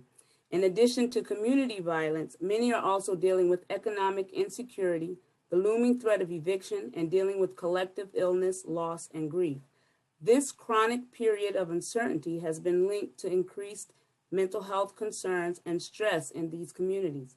For these reasons, we commend the New York City Council for holding this timely hearing on the ways in which our city can address the mental health impact of community violence and trauma. BDS agrees with the Council's determination that mental health resources must be provided in communities after a violent incident has occurred, and therefore we support the spirit of Intro 1890. However, we believe that there are important components to this outreach that are missing from this bill. For this reason, in our written testimony, we have outlined several recommendations for increased access to mental health care, mobile crisis, and other resources in Black and Latinx communities. We strongly believe that community leaders and credible messengers must be involved in the planning and outreach. Because we also recognize that interactions with police and the criminal legal system can be traumatic for these communities, we believe that it is important for the city to ensure clear delineation between NYPD officers and DOH-MH providers. The roles must be clearly communicated to community members since DOH-MH will be conducting outreach at the same time as the NYPD conducts its criminal investigations. Finally, we believe that DOH-MH must take steps to ensure the community that they will not share the confidential information of people accessing mental health care through this outreach initiative. We believe that a failure to do so will deter the use of the services. Thank you for your time, and I'm happy to answer questions. Those are really good points, Joyce. Thank you so much. I look forward to reading the entire recommendation.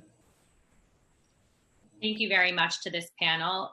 Chair Ayala, if you have, without further questions, we can go to the next panel. Our second panel will be Ji-Hae Fisher, the Korean American Family Service Center, Ravi Reddy, Asian American Federation, and Hallie Yi from the Coalition for Asian American Children and Families. Just as before, when you hear your name, please give the host a moment to unmute you, and you can begin your testimony once the sergeant cues you. Ji-Hae Fisher, we'll begin with you as soon as you're unmuted and the host cues you. Your time starts now. I would like to thank the city. I would like to thank the City Council and the Committee on Mental Health, Disabilities, and Addiction for the opportunity to testify. My name is Ji-Hae Fisher, and I'm the Executive Director of the Korean American Family Service Center, KAFSC. We provide social services to the immigrant survivors and their children who are affected by domestic violence, sexual assault, and child abuse. All our programs and services are offered in a culturally and linguistically appropriate setting. Domestic violence and sexual assault are prevalent crimes in the Korean Asian community that require a culturally and linguistically sensitive response, a fact which has been highlighted during the COVID-19 pandemic and economic shutdown. A study found that 60% of Korean women living in the US has been battered. Similarly, a study from the Asian and Pacific Islander DV Resource Project found that on average of 51% of Asian women report experiencing physical and or sexual violence by an intimate partner during their lifetime. This is reproduced in child witnesses of violence who are 74 times more likely to commit violent crimes against another. Getting help is difficult for a shame-based culture barricaded by additional barriers of limited English proficiency and culturally negative views of outing crime or reaching out to the police. A major barrier for underserved immigrant victims is language and cultural barriers. Korean/Asian immigrants have high levels of limited English proficiency, unfamiliarity with U.S. systems due to immigration, and isolating cultural views and responses to violence. Additional barriers have appeared as a result of COVID-19, digital illiteracy, lack of internet access, and being forced to isolate with their abuser and unable to find a confidential place to receive counseling or call for help. Without the help, our victims and their children will continue to suffer from the traumatic incidents and will leave a lifelong scar and struggle to live a healthy life. Therefore, it is critical for KFSC to provide culturally competent community outreach and training which will prevent violence and decrease barriers in the Korean community. Our bilingual and bicultural frontline staff provide critical essential services to Korean victims of violence to identify crimes of domestic violence and sexual assault, educate about victims' rights, lessen fellow cultural barriers to reporting violence, and access available resources. Previous opportunities allowed KFSC to conduct mass media campaigns through local Korean radio, reaching tens of thousands of listeners across New York. Time expired. This was especially effective during the COVID-19 pandemic, which victims were isolated.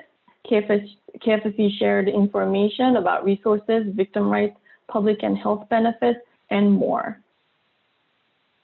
We urgently ask the Committee on Mental Health, Disabilities, and Addiction to take proactive measures to support the immigrant community and continue providing support, including public benefits and other safety measures to ensure that our survivors and their children find hope to sustain them past this time of uncertainty and back on a road economically empowered and free from violence.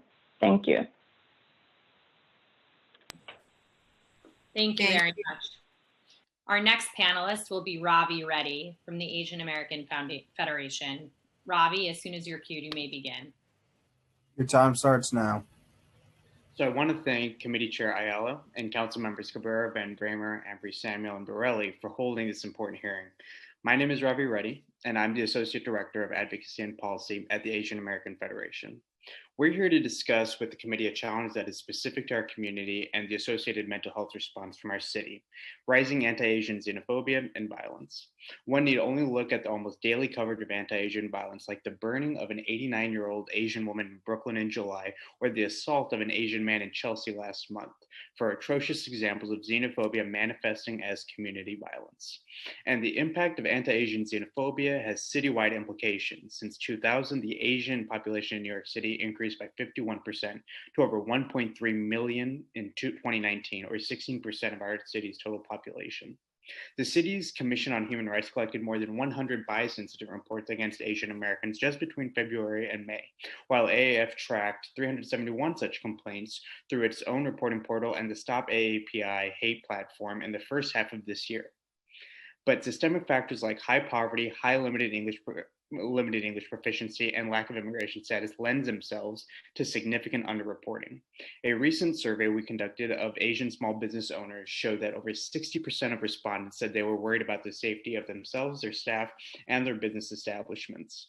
And while 40% of Asian seniors reported experiencing depression, and Asian women ages 65 and older have the highest suicide rate across all demographics, community violence is yet another layer to the mental health challenges facing our most vulnerable. So we're coming to this conversation well aware that mental health service delivery in the most diverse community and city is difficult, but our member and partner agencies are leading the way in innovating service delivery so that we can get our community's mental health challenges addressed while respecting the necessity for cultural competency and navigating entrenched cultural stigma. It's due in large part to our advocacy efforts and that of the community that the city has responded in the ways they have, such as the city coordinating resources to respond to hate crimes and working with us on creating a reporting tool in 7 Asian languages and safety resources to keep our community members safe. But there is still plenty of work that needs to be done. Nonetheless, Asian-led, Asian-serving organizations continue to struggle to receive the funding they need to provide services the way our community members best receive them. From fiscal year 2002 to 2014, Asian Americans' share of DOHMH funding was 0.2% of total contract dollars and 1.6% of the total number of contracts. This was over a 12-year period, and this represents a trend. So here are recommendations. We want to recognize Committee Chair Ayala's effort in addressing community violence with the introduction of Bill 1890. This work is personal for our community as well. This bill surfaces a key concern though. Very few Asian agencies are funded by DOHMH, which means there are few culturally competent providers who are in DOHMH's network to be able to respond to reports of violent incidents against Asian New Yorkers. I just have a couple more recommendations. And to this end, the city should invest in and prioritize Asian-led, Asian-serving community-based organizations that are already doing crisis management and trauma support, enabling them to hire culturally competent mental health providers, create community education programs to introduce the concept of mental health in a linguistically and culturally competent manner, and train mainstream mental health providers to develop their cultural competency. Bill 1890 should also spur a broader conversation on reporting and the need for greater language and process access when it comes to reporting traumatic incidents, especially when law enforcement is involved. Legislation that is contingent on reporting of such incidents is only as powerful and effective as the community's confidence in and access to reporting systems.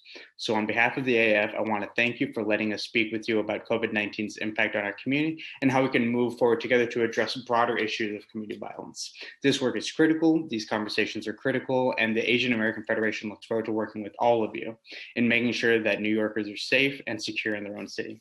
Thank you.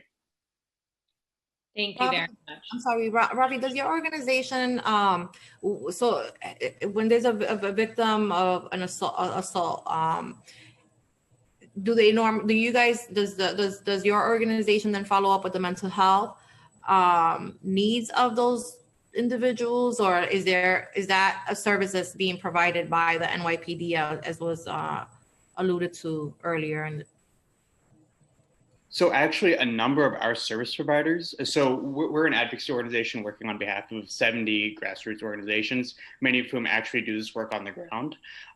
So I can get you a better idea of how they're individually following up on these individual cases. That doesn't necessarily fall within our purview of work though. Many of our service providers like KAF, SC, G. Fisher is leading that organization. A lot of these organizations are addressing those on the ground though. I can get a better answer for you in a follow-up. Yeah, I'd appreciate that. Thank you. Sure. Thank you very much. Our next panelist will be Hallie Yee, Coalition for Asian American Children and Families. And Hallie, when the sergeant cues you, you may begin. Your time starts now. Good morning. My name is Hallie Yee, and I'm policy coordinator at Coalition for Asian American Children and Families. Since 1986, CACF has been the nation's only Pan-Asian children and families advocacy organization that leads the fight for improved and equitable policies, systems, funding, and services to support those in need. On behalf of our 40+ organizational partners and members, we have consistently been asking City Council to hold our public health systems accountable to our community needs through 3 key steps. First, providing accurate data collection and disaggregation of that data from everything from infection rates, hospitalizations, deaths, to community violence in our APA communities. Second, that the city's health system can ensure that critical information gets to families in the languages that they need. And third, that the city address the mental health needs of children and families, especially those who are East Asian presenting who have been targeted during this pandemic. Of these, we will of course be focusing on the latter today, as there needs to be a system in place that can be prepared to help our communities who have faced loss, isolation, discrimination, xenophobia, and more as they return to daily life. This pandemic has fostered an environment of fear and uncertainty that are resulting in targeted acts of racism towards APAs. In New York, specifically East Asian presenting individuals have been subjected to violent racist attacks and xenophobic representations of the virus in the media. The city needs to ensure support of targeted communities of color during the crisis moving forward. We all know that communities of color and immigrant communities are often scapegoated in times of crisis. For the APA community, due to the stigmatizing nature of the virus compounded by the anti-Asian racism, this means that individuals are less likely to seek treatment, and when they do, they may be afraid to even identify as Asian, potentially leading to negative health outcomes and an underrepresentation of the pandemic's impact on our community. We demand an investment in community-led efforts towards data collection on incidents, inter-community healing, and positive mental health. Mental health has not been a key concern in the city's COVID response, despite the fact that this has been and is continuing to be a time of deep collective trauma. Our communities are consistently overlooked in the distribution of resources, which is harmful to us as well as other communities of color who are denied the same resources due to perceived success of APAs. This pandemic has highlighted a myriad of holes in our city's safety net systems, and the city's response must address root problems in addition to immediate needs. Our community will continue to suffer every day that we allow these flaws to exist in the system. And similarly to, as Ravi had stated, because of that, our community organizations are the ones who end up having to do a lot of the work for in-language resources, as well as mental health services, and yet are not being seen by the city in terms of funding and contracts. As always, CACF will continue to be available as a resource and partner to address these concerns, and look forward to working with you to better address our community needs. Thank you very much. Thank you to this entire panel. Our next panel will be Susan Dan from Project Renewal and Michael Pollenberg from Safe Horizon. Susan, you can begin as soon as the host unmutes you and the sergeant cues you. Thank you. Your time starts now. Good afternoon, Chair Ayala and City Council members. Thank you for the opportunity to testify briefly about the value of trauma-informed services. My name is Susan Dan, and I'm the Senior Vice President of Programs at Project Renewal, a New York City homeless services nonprofit agency. For more than 53 years, Project Renewal has empowered individuals and families who are experiencing homelessness to renew their lives.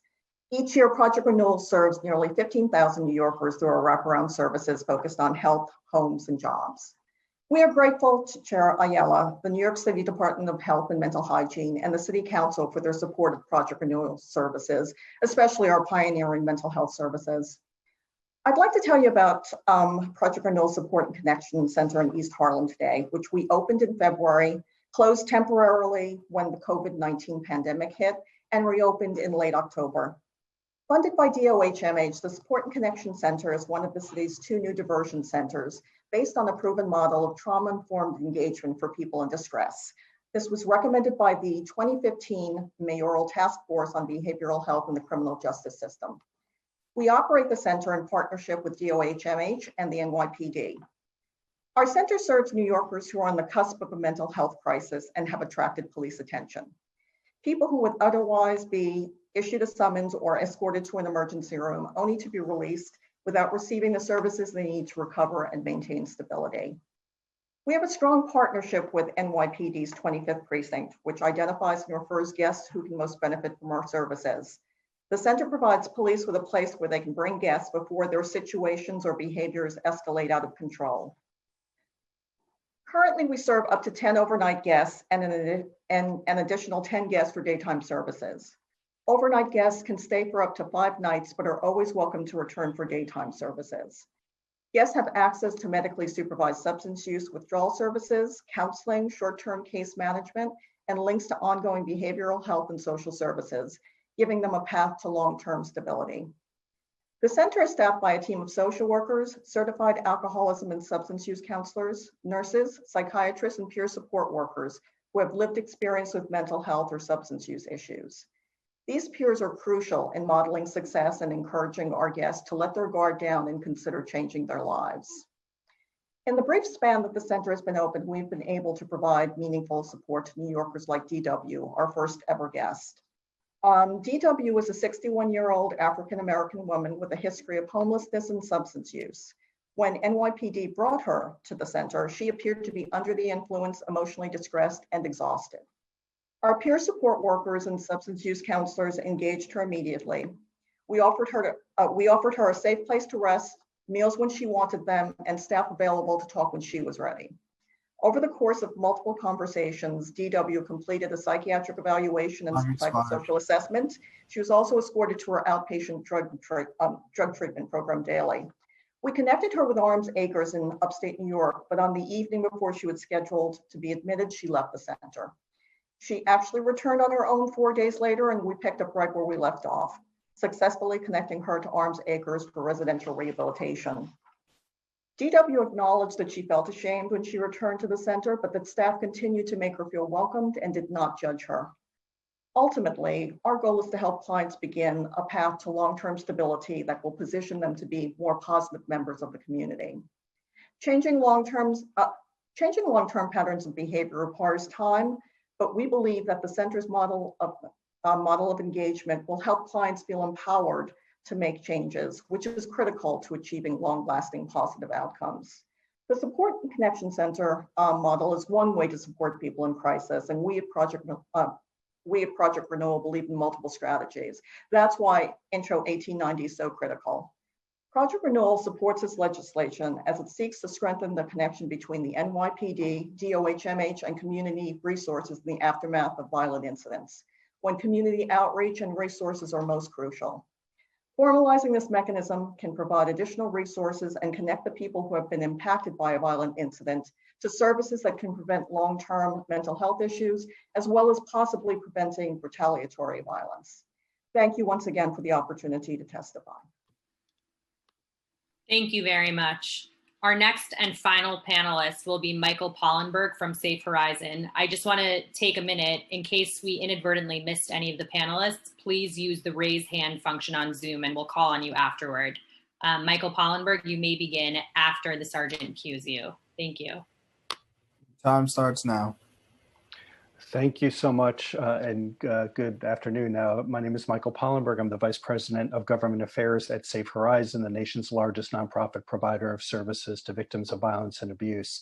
This morning, I'll briefly discuss Safe Horizon's Crime Victim Assistance Program, which you heard about earlier today, otherwise known as CVAP, which is a cornerstone of New York City's efforts to improve its response to victims of crime, and which last year provided services to 50,000 New Yorkers. I will also briefly discuss our Families of Homicide Victims program and how we help families cope with traumatic loss. We believe that both of these programs are in line with the committee's wishes to provide a more robust mental health response to communities impacted by violent crime. At its heart, CVAP is about providing a client-centered, trauma-informed response to New Yorkers as quickly as possible after they report a crime.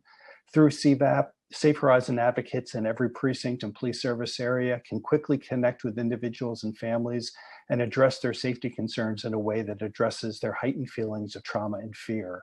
Understanding the important role that mental health practitioners can play in the aftermath of a crime, Safe Horizon refers CVAP clients to our own licensed mental health clinic, as well as those operated by our colleagues at the Crime Victim Treatment Center and other service providers around the city. An important part of our role is also linking crime victims to community-based organizations like VIP and other providers who offer a more culturally specific response. CVAP advocates provide supportive counseling, connections to individual and group therapy, and help navigating the legal and financial challenges that can emerge after a crime has occurred. Advocates follow up with victims who file police reports and those who walk into a precinct seeking help and assist them in identifying safety concerns and developing a safety plan that meets their needs. We're proud of our work and of the high client satisfaction rates that we consistently achieve. Approximately 90% of the program's 50,000 clients last year reported feeling better as a result of our outreach and knew where to turn for help, including for mental health assistance. I also want to briefly mention the role Safe Horizon plays in reaching out to family members who've lost a lost one to homicide. We've been doing this important work for decades and have helped provide solace, counseling, and tangible assistance to families as they process unimaginable loss and grief. We know that this loss affects not just the impacted family, but entire communities whose sense of safety and order can be in doubt. Our Families of Homicide Victims program helps families apply for funds for burial costs. We accompany families to court proceedings. We advocate on their behalf with the medical examiner's office, the district attorney's office, and the police department. And we help victims connect to counseling and others who can share and help them manage their grief. We know every path to healing looks different, and we stay with families as long as they need us. As the council considers how best to bolster the mental health response to communities impacted by violent crime, I hope our work in this space can help inform this process. Thank you for your concerns, and I'm happy to answer any questions you may have. Thank you very much to this entire panel. And I'll now turn back to Chair Ayala for any closing remarks and to close out the hearing. So I just thank you, Michael. That was really helpful, and I appreciate the acknowledgement that traumatic violence doesn't just impact the family, right? I mean, violence in general, I mean, it affects the entire community at large, and so we're just really just trying to figure out what the best approach is, right, and what systems we can create collectively that allow us to do that in a more seamless, way, so that we're not really relying on an individual to pick up the phone. It becomes an automatic response. And so I appreciate you all coming to testify, and I look forward to reading the submitted testimonies for recommendations, and we will reconvene. I guess we will look at the bill a little bit more closely and see what ways that we can strengthen it based on what we've heard today. So thank you all, and have a good holiday. Thank you. This meeting is convened.